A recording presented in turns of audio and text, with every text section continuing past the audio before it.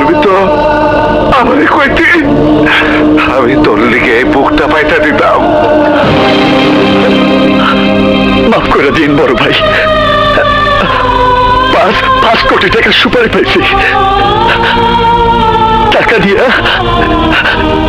স্বপ্নের সাথে আমি ভালো জীবন শুরু করব।